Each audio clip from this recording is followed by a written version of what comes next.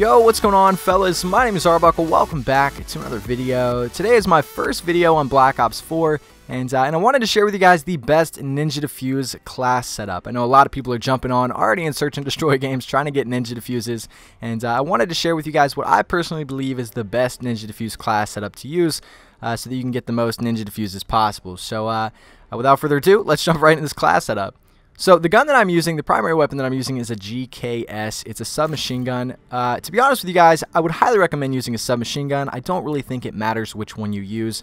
I would definitely not recommend using an assault rifle or a light machine gun. You don't want to have some giant gun on your back while you're trying to hide. If you're trying to lay down and blend in so that you can get a Ninja Defuse, having a giant light machine gun on your back is not going to make your life easier. So using a submachine gun is always going to be the way to go. Again, I'm using the GKS. Reason for that is because I think that is probably the gun that I'm best with right now. Obviously, the game is fairly new, so I might change my mind over time. But it really doesn't matter. Whichever gun you feel most comfortable with, submachine gun-wise, if you like any of these, use whichever one you want. However, the most important part is that you run a suppressor.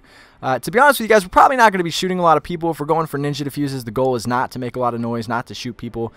So the reason we're putting the suppressor on is just in case we absolutely have to attack someone. If someone sees us laying down or hiding in a bush, we can take them out without having to worry about enemies coming and looking for me. So again, it doesn't matter which submachine gun you use, GKS, whatever, but just make sure that you're running a suppressor.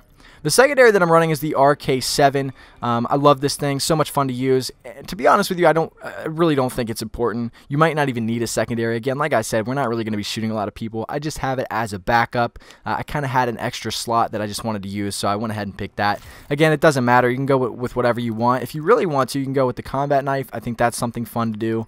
But yeah, I'm running the RK7, and I'm not running a suppressor. I wanted to save that slot for my next thing, which is the equipment, and that's the combat axe. So I would rather have the combat axe instead of having a silencer on a secondary that I'm most likely probably not even going to use if I'm trying to get Ninja Defuses. And I like having the combat axe because it's another way to quickly kill someone without making any noise. Sometimes if someone goes to plant it and you realize that they see you, or they see you as you're getting up to go kill them, you can use the combat axe to kill them really quickly, and you're not going to make a sound, which is really nice. So run a combat axe as your equipment. Perk-wise, I'm not running a first perk. There's really not anything beneficial in here. Tac mask, maybe. Flakjack, it's not a big deal. Engineering, scavenger, not a big deal at all. But I am running perk 2 and perk 3 greed. That's what I use down here as my 2 wild cards. Perk 2, I'm using cold-blooded and lightweight. So cold-blooded, increased resistance to enemy ability, equipment, and score streak targeting systems. Enemy AI will be delayed when targeting you. Player-controlled score streaks will not highlight you with a targeting reticle, which is nice. Cold-blooded is always a way to go when Ninja Defusing in any Call of Duty game. And then I'm running lightweight, and the reason that I'm running lightweight isn't because of the no damage when falling, but it's because I want to be able to get to my Ninja Defuse spot as quickly as possible. And when enemies are playing Search and Destroy, a lot of times people like to rush, so I want to make sure that I can get there as quickly as possible, get in my spot, and hide before someone comes around a corner and sees me. So having that ability to move faster while sprinting is something that's really beneficial when going for Ninja Defuses. My perk 3, I'm running Ghost and Dead Silence. I think these are probably the two most important. Ghost, undetectable by enemy UAV while moving, planting or defusing bombs, or controlling score streaks. The only important thing I think here is defusing bombs. Obviously, if we're Ninja Defusing, it's going to see you. It doesn't matter if you have Ghost, because obviously undetectable by enemy UAVs while moving. So you have to be moving for it to work. But what's nice is, you know, if there is a UAV and you're defusing the bomb, you'll be able to hide for the meantime if you're going for that Ninja Defuse. So Ghost, pretty important. And then, again, Dead Silence, which I think is the most important one, and that's to move quietly and resist detection from acoustic sensor. I love Dead Silence. Always have, always will. It's been amazing in every Call of Duty game, whatever it's called. Most of the time, it's Dead Silence. But yeah, so you want to run this class setup. This is pretty much it. The last thing that I would recommend is running the Seraph. Again, if you're playing Search and Destroy and you're going for Ninja Defuses, I don't really think it matters what guy you're running here.